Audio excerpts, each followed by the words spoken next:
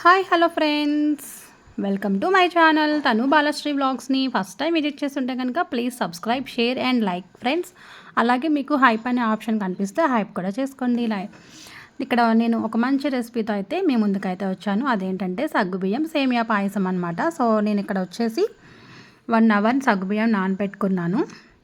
So ఈ విధంగా 1 hour తర్వాత చూసారా సాఫ్ట్గా అయిపోయింది. మనం బాయిల్ చేసుకునేటప్పుడు కూడా ఈజీగా అయిపోతుంది అనమాట.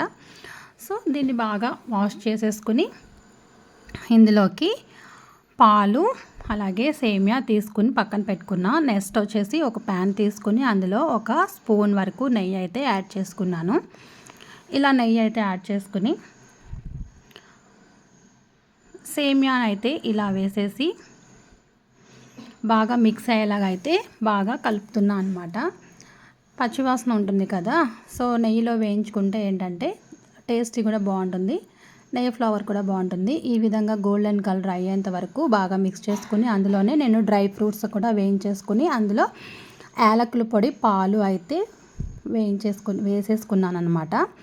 ఇలా చూసారా బాయిల్ అవుతూ ఉండగా మనం ముందుగా నానబెట్టుకున్న సగ్గుబియ్యం అయితే ఉన్నాయి కదా, సో ఇప్పుడు వేసుకుంటే ఎక్కువసేపు బాయిల్ అయ్యే పని ఉండదు. ఎందుకంటే మనం ఎక్కువసేపు నానబెట్టుకున్నాం కాబట్టి ఈజీగా అయిపోతుంది. ఇది అవుతూ ఉండగానే వేయించి పెట్టుకున్న సేమియా క్యాసర్ ఉంది కదా, దాన్ని కూడా వేయించేసుకోవాలన్నమాట.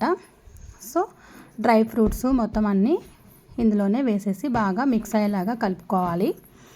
సో ఇలా 5 మినిట్స్ తర్వాత మనకి బాయిల్ అవుతూ ఉంది. చూసారా సగ్గుబియ్యము అవి డివైడ్ అయిపోయి మనకి ఇలా బాయిల్ అవుతూ ఉండగా నేనైతే షుగర్ తక్కువ తీసుకుంటాం కాబట్టి నేను ఒక 4-5 స్పూన్స్ వరకు షుగర్ని అయితే యాడ్ చేస్తున్నాను అనమాట.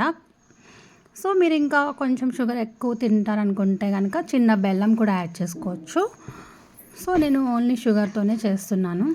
సో షుగర్ కూడా బాగా కరిగిపోయిన తర్వాత మనం కన్సిస్టెన్సీ అనేది ఇలా ఉండగానే ఆఫ్ చేసుకోవాలి.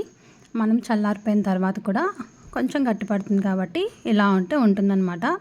వీడియో కనుక నచ్చితే కనుక ప్లీజ్ లైక్ చేయండి. Thanks for watching.